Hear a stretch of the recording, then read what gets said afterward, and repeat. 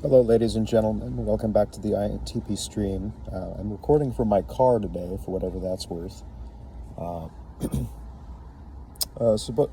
It's mostly just worth increased mobility on my part because I can, you know, uh, just do it in the car rather than needing to do it in front of my desktop. So I can kind of do it when I'm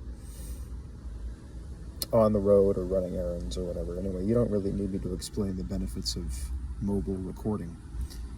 But in any case, I was wondering, or at least I've been thinking somewhat a little bit more about economics lately, and when it comes to econ, and especially as economics relates to policy, we have an important concept that comes up is monopolies, right, and monopoly power, and the danger of the development of monopolies and all of that, and why they should be warded off with policy measures and regulations to ensure fair competition and everything else. And I'm fine with all of that. I'm in favor of a competitive economy.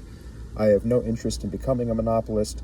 I think it's if a monopoly, a negative monopoly, is even possible, then I would be against it as well. I think that theoretically that would come with certain dangers, such as a reduction in the quality of the products that a corporation produces, and an increase in unfair inflation in the prices that the corporation charges.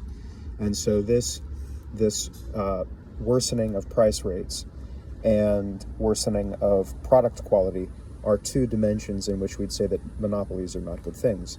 But oftentimes when it comes to academic subjects like economics, political science, we're operating in the realm of theory rather than reality. We're operating in the realm of theory and possibility rather than practicality and reality. And the question I had, something that sort of popped into my mind yesterday, was, whether a negative natural monopoly is even possible, if the development of such a thing is even possible. Obviously, I haven't looked too much into the history of the concept. Certainly throughout history there have been pseudo-monopolies, or things resembling a natural monopoly, that have arisen and that had negative effects, although I would want to look a little bit more closely at the history because I don't really want to speak from the armchair.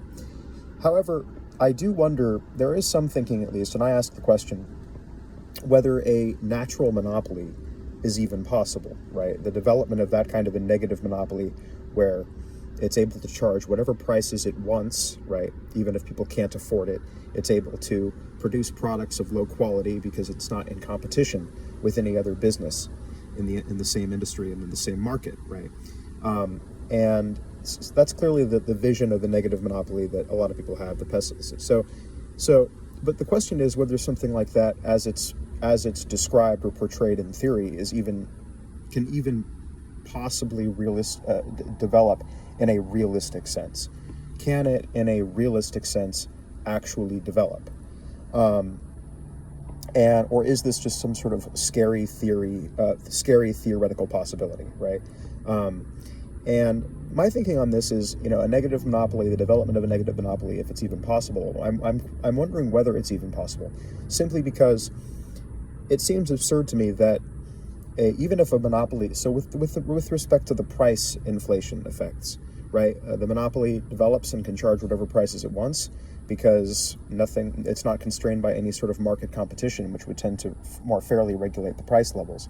So it can charge, insidiously high prices on people that can't afford those prices and impose severe burden on people, right? Especially if a severe price burden on the consumer, especially if, right, it's the corporation is producing a product that people desperately need, right? This isn't as much an issue so much when the corporation is producing a product that people do not necessarily desperately need. They can just simply choose not to buy this purely optional commodity. Whereas if it's a commodity of necessity, this is when the vision of the negative monopoly arises. If it's a commodity of necessity, right? So in this vision of the negative monopoly developing, they've got a monopoly on a product or a resource that people desperately need, and they're not restrained by any sort of market competition, so they can charge whatever they want and they can produce whatever they want, irrespective of the quality. Here's the thing, though, with regard to the price aspect of why a monopoly is a bad thing. Is it even possible that a monopoly would ever be able to charge more than what people can actually pay? Right? I mean, even if it's a desperately necessary commodity, right, that people need, if they can't pay for it, they can't pay for it, right? They're not going to conjure money, out of the ether, right? They have limited funds. So even if such a monopoly could exist, and it has some sort of monopoly on the provision of a necessary commodity in the market, people can't pay more than they can pay, and thus the monopoly can't really charge them more than they can pay. So there's almost, with regard to the development of such a monopoly, there's almost a market self-correcting factor that then states something like, well, people can't pay what they can't pay.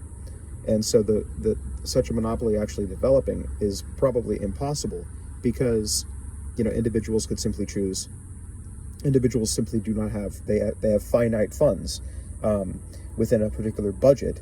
And so even if such a monopoly could develop, they're simply not going to, the monopoly couldn't actually do anything negative onto them because people, there's that constraining factor on the development of the monopoly and its ability to charge prices that are not controlled by the market and prices that are too high, right? I mean, there's almost a market self-correcting factor that people have finite funds and they can't pay what they can't pay, and they can't pay more than what they can pay, and thus that kind of a negative monopoly being able to charge whatever it wants developing is unlikely because people can't pay more than what they can pay. They can't pay what they can't pay, right?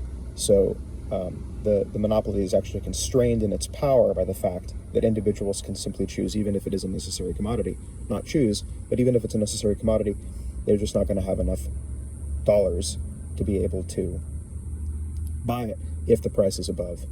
And that's the key, if the price is substantially above what they can pay, right? So this all assumes that when this, negative monopoly develops, that it's able to charge prices that people can't pay. That doesn't make sense because it specifically can't charge prices that people can't pay, because then it wouldn't make any money. So the market self-corrects with regard to a monopoly, potentially.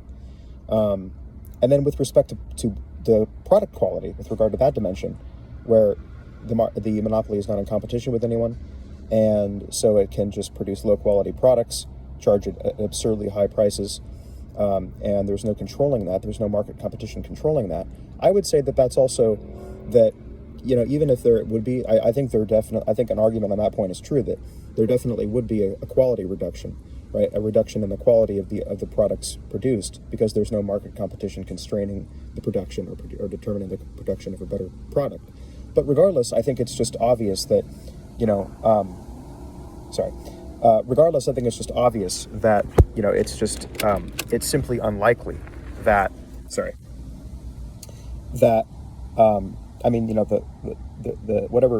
whatever business has the monopoly is just not, it's not going, the market self-corrects. It's not going to just churn out, if it's selling, if it's,